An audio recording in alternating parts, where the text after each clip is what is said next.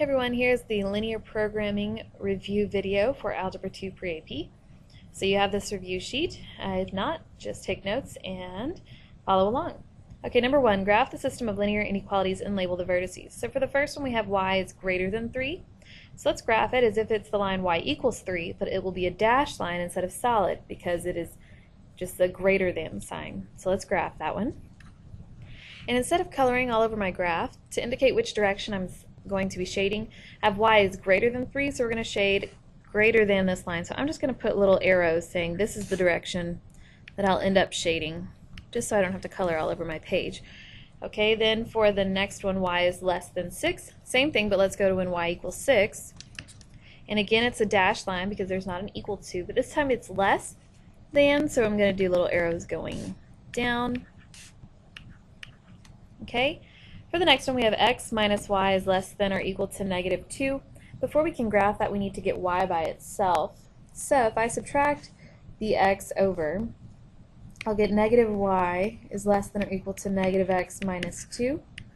And then divide everything by negative 1, but when you divide by a negative or multiply, you're going to switch the direction of a sign, this sign.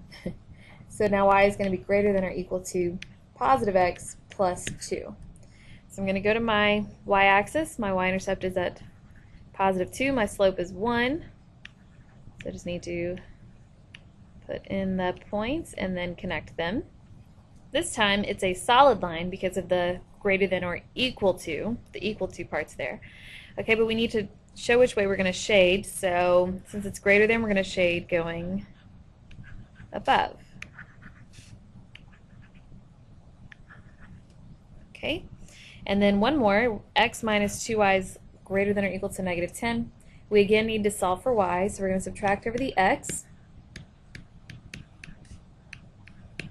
And then divide everything by negative 2, and since we're dividing by a negative number, we're going to switch the signs. We're going to have y is less than or equal to positive 1/2 x plus 5. So my y-intercept is 5, so here's 1, 2, 3, 4, 5. And my slope is 1/2, so I'll go up 1 over 2, up 1 over 2, up 1 over 2, and then going back the same way, and then connect those. And again, it's with a solid line because of the equal to part, but this time we have y is less than or equal to, so we're going to be shading, pointing the arrows down. Okay, so on this graph it's kind of hard to see, but I will try to do a good job of showing you. There are 4 sides to this. And it's all of this in here.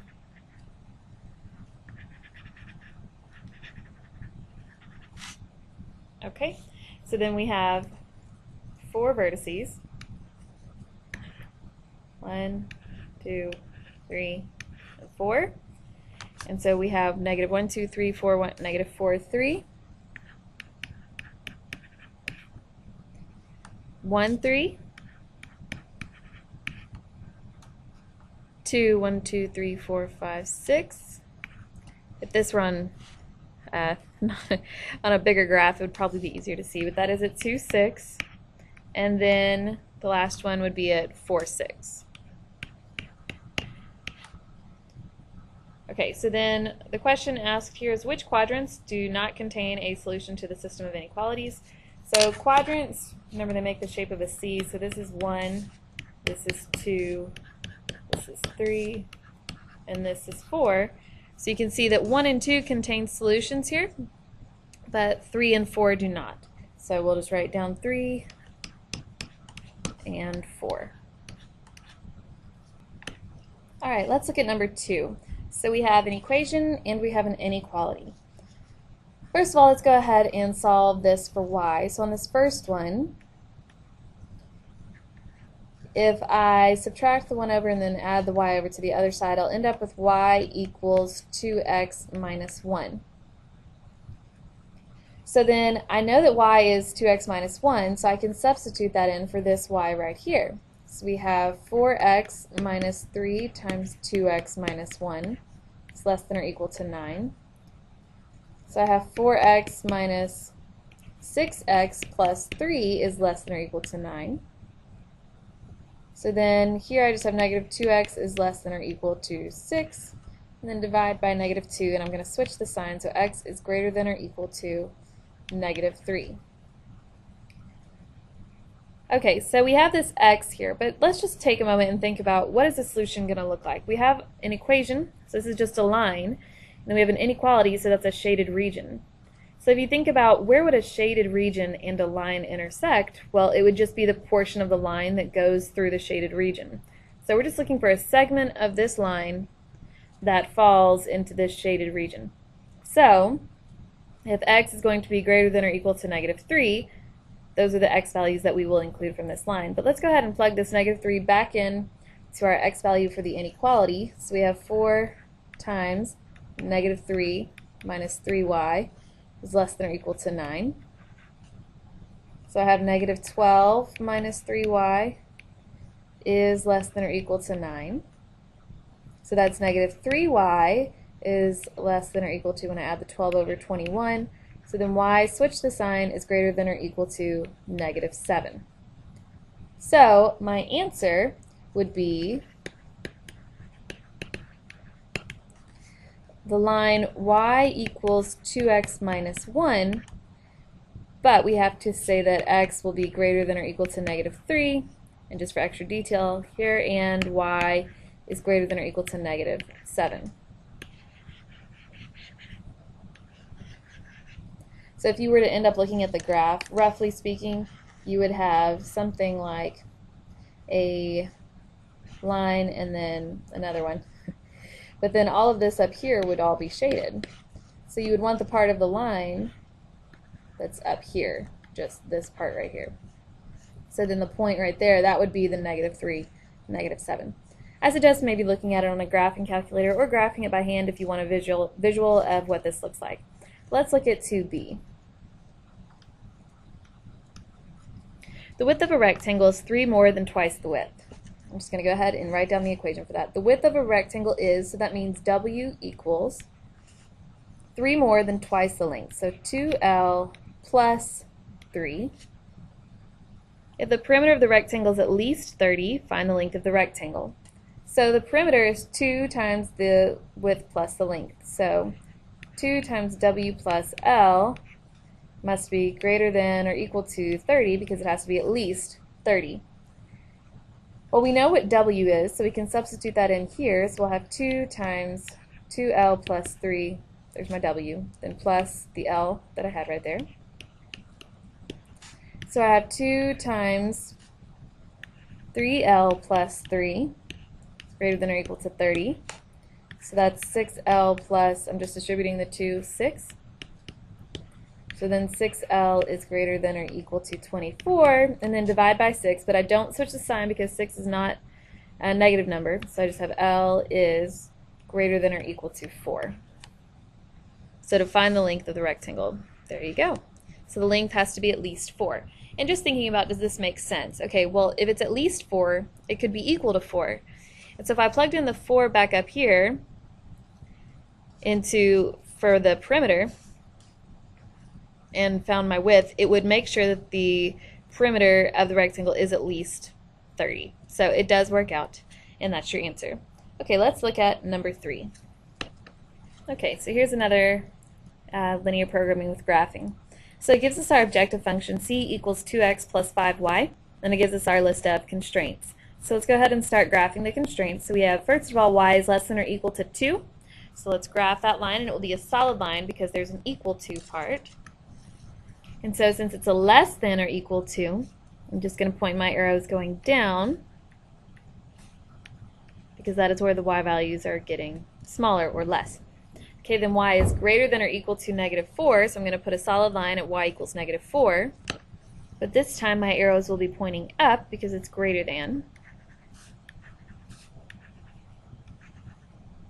Okay, for the next one, we're going to have to get y by itself before we can do anything else. So, bringing that up here, I'll start out by subtracting the 2x, so I have negative y is greater than or equal to negative 2x minus 4.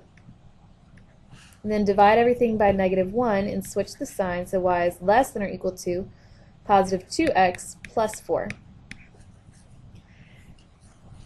So my y-intercept is positive 4, 1, 2, 3, 4, and then my slope is 2, so we'll go up 2 over 1. And then we'll connect this with a solid line as well.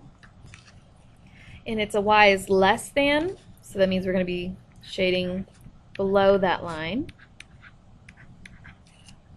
Okay, and then we need to get this other one, again, this last constraint, y by itself, so we just need to subtract over the 2x.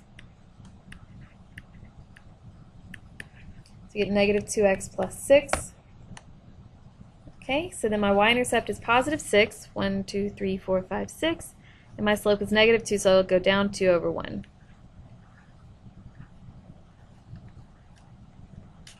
And connect that with the solid line.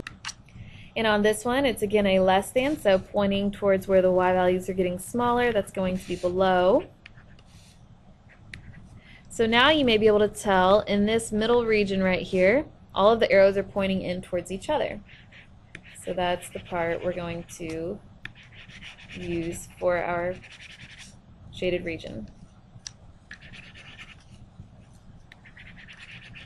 Saw how it just disappeared. I told y'all sometimes it goes crazy. Okay, so we have 4 vertices, 1, 2, 3, and 4.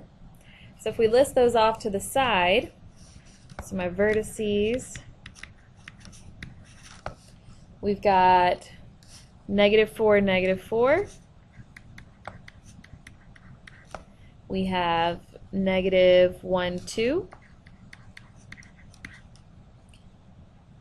We've got 2, 2, and then we've got 5, negative 4. So now those are just x and y values, so we're going to take each point, plug them in for the x and y value of our objective function. So when we plug in negative 4 for x and negative 4 for y, we get negative 28. When we plug in negative 1 for x and 2 for y, we get 8. When we plug in 2 for both x and y, we get 14. And then when we plug in 5 for x and negative 4 for y, we get negative 10. So then our minimum is the smallest out of this list, so that would be negative 28. And just as a little side note, that's at that point negative 4, negative 4. And then our maximum, the largest value we have, is at 14. And then that occurred at 2, 2. Alright, let's look at one more problem together. Okay, number 4. A manufacturer wants to maximize the profits for 2 products. Product A yields a profit of $2.25 per unit, and product B yields a profit of $2 per unit. Demand information requires that the total number of units produced be no more than 3,000 units, that the number of units of product B produced be greater than or equal to half the number of units of product A produced, and the number of units of product A should be no more than 1,500.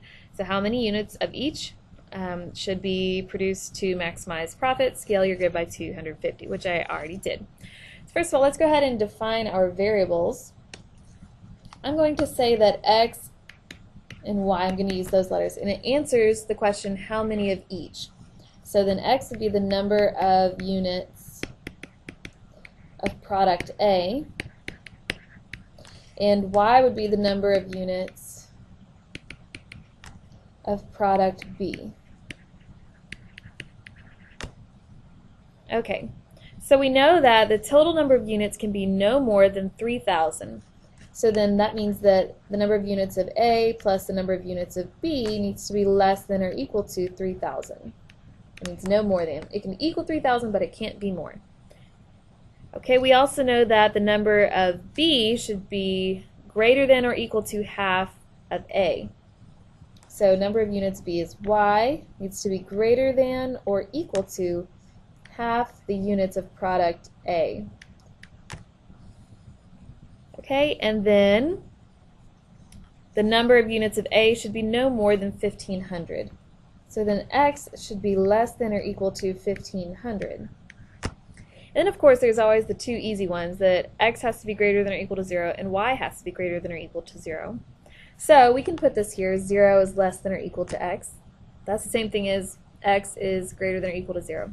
But we actually don't have to worry about it for the Y because we already have a lower boundary on the Y values here. So, I mean, even if you graphed it, you would still get the right information, but we don't actually have to put Y is greater than or equal to 0. Okay, but before we can graph these, let's just go ahead and write this one solved for y. So we just need to subtract the x over, so we get y is less than or equal to negative x plus 3,000. So there's one thing that we will graph. Here's another. And then this is actually two separate lines. We're going to graph one at 0 and then one at 1,500. So we're going to have 4 different lines on our graph. Okay, so let's go ahead and start graphing that. So the first one, my y-intercept is at 3,000. And then my slope is -1. Because my axes are scaled identically, I can just use the little unit squares here. So I go down 1 over 1. And then this will have a solid line because its y is less than or equal to negative x plus 3,000. So let's connect these with a solid line.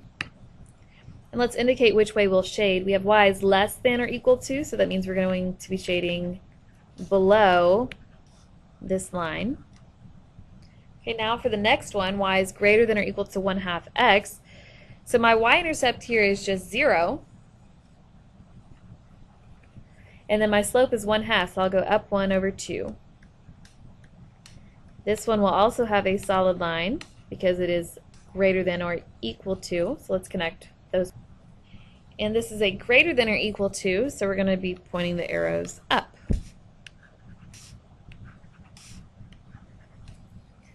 Okay, and now we just have the two lines for the 0 and the 1,500, so x has to be greater than or equal to 0.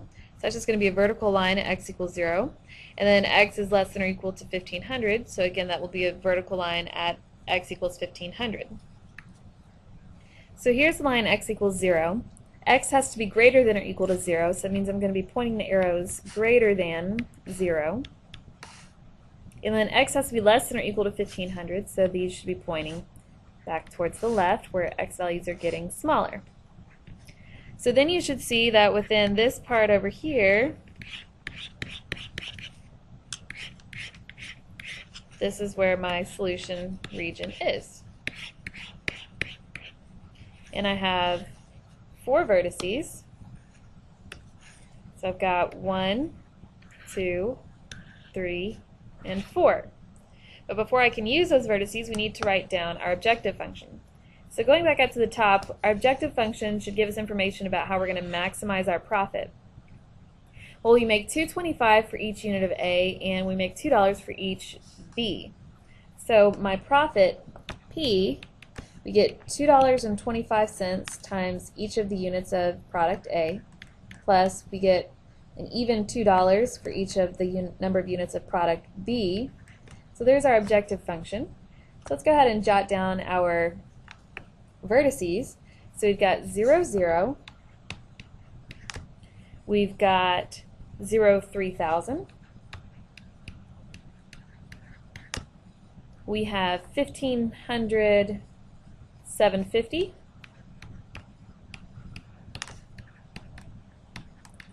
And then we have 1,500, 1,500. Whoops.